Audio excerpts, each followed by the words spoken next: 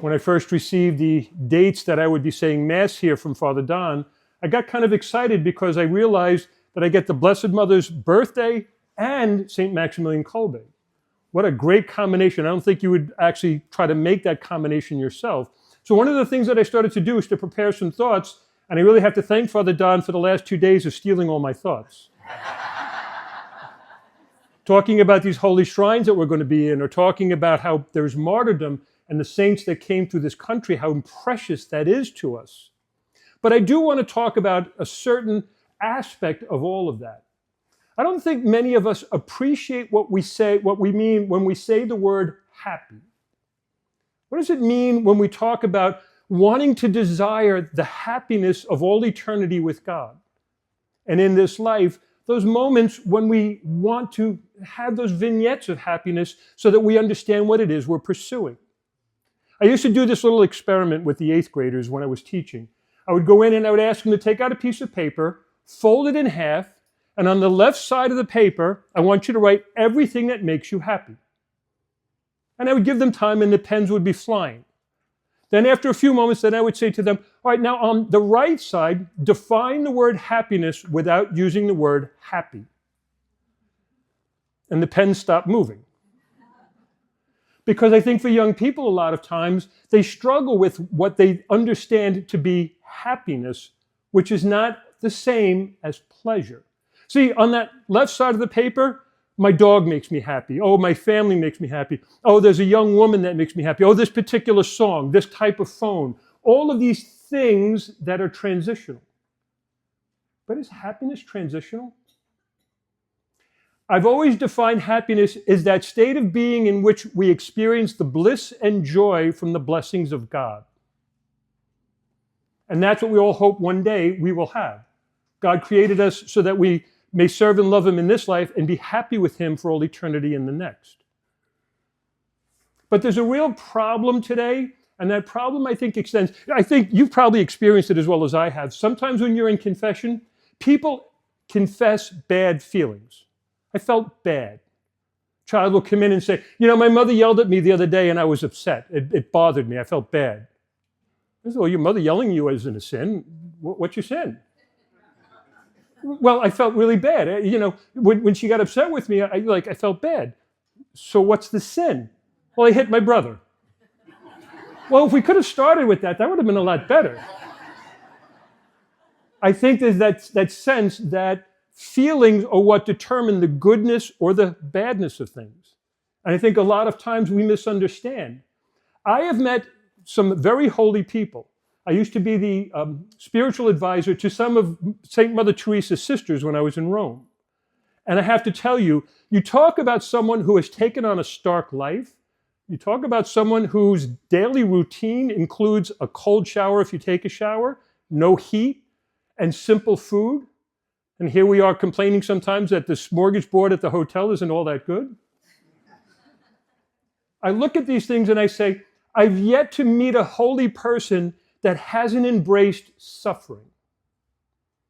That hasn't embraced. St. Maximilian Kolbe willingly gave himself up.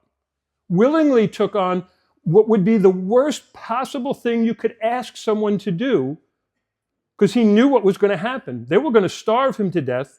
And when he didn't die, they tried killing him with injection and finally shooting him. My dear brothers and sisters, that is joy.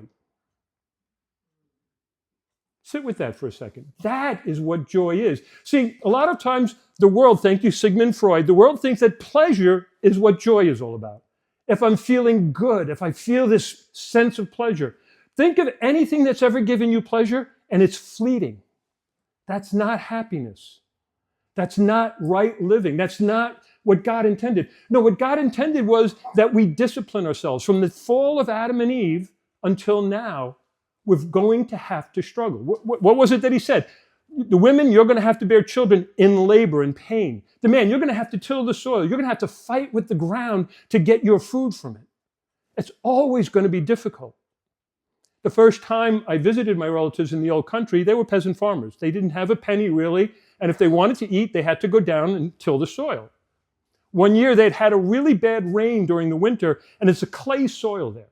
So the clay soil was so badly packed that to break it to plant their potatoes was going to be near impossible. So my cousin Radoslav says to his wife Martha, "We're not getting any potatoes this year." And she goes, "There's no way I'm living without potatoes," and went down there herself and fought with the ground to get the seeds in so that they could have some potatoes that year. That, my dear brothers and sisters, is something that I think should clue us in. We've got it easy. When we want potatoes, we go to the supermarket. But they had to think it through. Now, if you ever met my cousin Martha, she was the happiest person on the face of the earth. Everything about her life should say to you, you should be a dour, terrible, angry, but she wasn't. Anytime you sat with her, she laughed and laughed. And everything, she just put a smile on your face. A woman living in peasantry was far more joyful than a lot of people's homes that I visited who have a lot. And so, do you want to experience happiness in this life? Well, you have to first understand what it means to suffer. We're going to be visiting John Paul II. He was the focal point for what I did in my dissertation when I did my dissertation in Rome. And to understand him, I had to really dig deep into his roots, into the life that he lived. And he was a man who truly knew suffering. That's why he's now St. John Paul II. St. Faustina was a woman who truly understood suffering, and that's why we call her now St. Faustina. Maximilian Kolbe, why we call him St. Maximilian Kolbe. You may never, after you die, you may never have the word saint put in front of your name, but if you die in joy, having struggled in this life, having accepted the crosses in this life, having embraced the crosses in this life, then you will truly appreciate what God asks of you. And all God asks of you is to keep focused on him. And no matter what's around you, you'll still experience joy. So my dear brothers and sisters, as we continue this pilgrimage, as we continue unfolding our time together, try to focus on God. I know sometimes, and I see it, and I know Father Don said it the other day, said it so beautifully, sometimes we see the world through a screen, and we're not actually looking at the holy things and the beautiful pictures because it's with the phone in front of us. Every place we go from here on in, try to spend 2 minutes in silence with your phone down. Try to spend 2 minutes just saying to God, I'm here. It's been a rough day. We did a lot of walking, but I give that to you. It's been a rough day. It's hard to do, but I give that to you. If you want to experience joy, then understand it the way we understand it in this world. A lot of times it's not pleasurable, but it brings joy to your heart. I liken it to like a grandparent who wants to pick up their grandchild.